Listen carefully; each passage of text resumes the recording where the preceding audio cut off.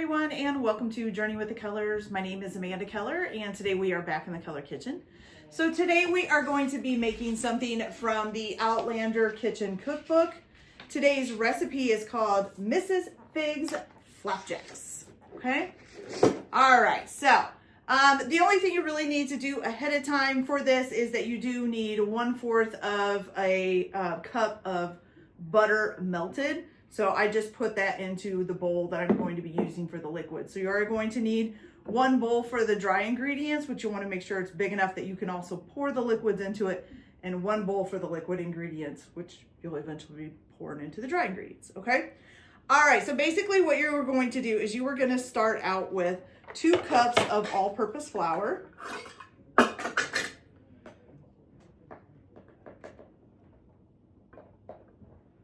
So we have 1, and then we have, oops, made a mess, 2, okay? Then you're also gonna put in 1/4 of a cup of sugar. Okay.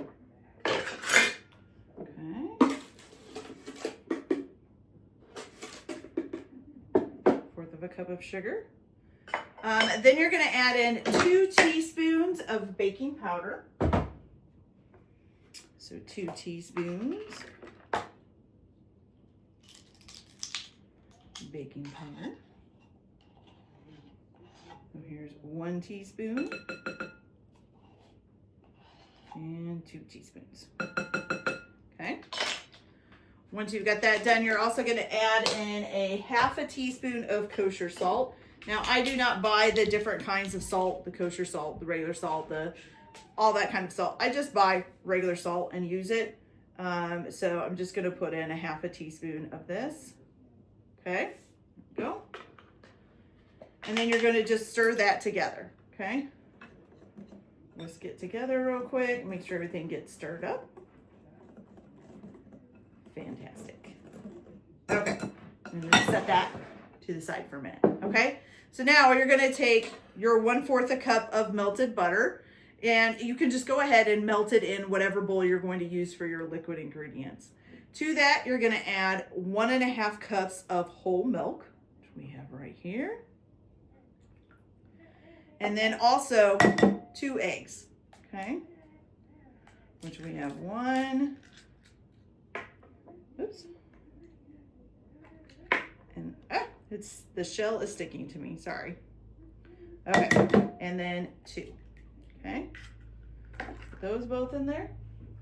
Oh, and you can also, which I forgot to tell you, you can also put in a pinch of, it's supposed to be a fresh nutmeg. Okay, now this is optional. You don't have to do this. I am going to make sure we're supposed to put it in the dry ingredients, right? Yeah. So you just put that in the dry ingredients. I don't have fresh nutmeg, so I'm just using, and I think I need a little bit more than that. I'm just using dried nutmeg. So you can't even find like fresh nutmeg around here, not unless you want to go searching through about 100 stores to find it. Okay, so now you're going to go ahead and mix up your liquid ingredients real good. Make sure you get your egg yolks all popped. Okay. Pancakes are a fairly easy recipe to make. There's several different kinds of ways and several different flavors of pancakes to make. Even with this, you could add, some fruit to it. You could add some chocolate chips to it. You can add whatever you want to it. It won't hurt it. Okay, so now you're gonna go ahead and add your liquid ingredients to your dry ingredients. I almost forgot what they were called there. Struggling. And you're just gonna mix that up really well together. Okay. Then once you get this all mixed up, you're gonna go ahead and warm up either a griddle or a skillet, whichever one you're going to use. And you're gonna take this and drop it onto that griddle or skillet 1/4 a cup at a time. Now this says an ungreased pan. So I'm gonna try it and see how it works with just using an ungreased pan. Usually I use spray oil, but I do know that spray oil, 1, can ruin your pans. It leaves like a coating and stuff on them that can ruin them. And 2, it also can burn itself. So it'll burn on the pan like usually like the second batch of pancakes you're making, it'll start burning on the pan, and then that essentially burns the bottom of your pancakes. So I'm gonna try it this time with it on an ungreased pan and see how it works. So what you're gonna do is just take like 1/4 cup, dip it out, put it on either your skillet or your griddle. You're going to cook it on the one side until you start seeing bubbles come up through the top, and those bubbles should start popping. Then you can take a spatula and just kind of slide it under there and peek under a little bit. If it's looking golden brown, perfect time to flip them. If it's still a little bit light and you want it to be a little bit brown, leave them for just like 30 seconds or so and then check it, okay? Once they're golden brown on that side, flip them over.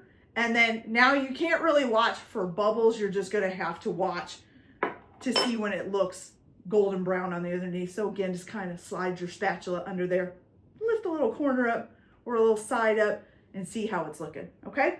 So once you get it both sides to the way that you want them to, go ahead and put them on a plate. You can keep them warm in an oven if you want, in a very low temperature oven, like 200 degrees or below, or you can just wrap some aluminum foil around the pancakes you have sitting on the plate while you're waiting to finish the rest off, okay?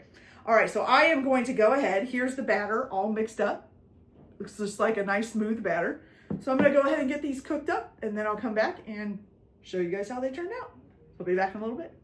Okay, you guys, so these are all finished. Now look at how those came out. They're kind of really thick pancakes. They fluffed up really well. So they look really good. I'm really impressed with those. And I did cook them without any grease or anything on the grill, and it worked. They came out pretty good.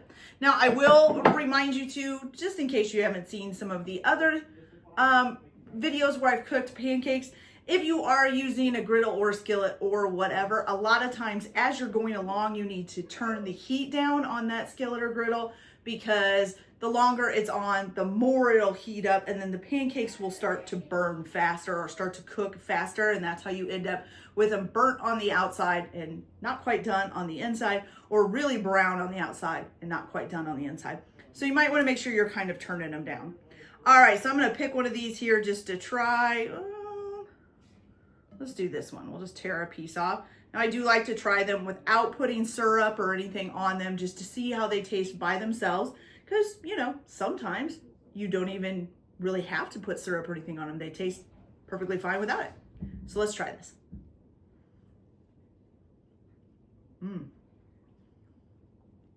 It's very fluffy and very smooth. I don't know how to explain that, but sometimes pancakes kind of have a little bit of a, I wouldn't say grittier feel to them, but a little bit more of a tougher feel to them. These are very smooth, very fluffy, and pretty sweet.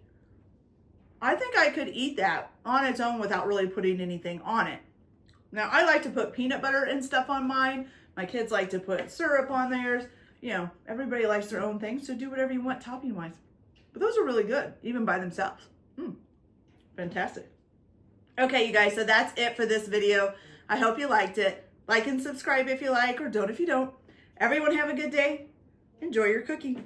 And keep that kitchen messy. We'll see you later. Bye.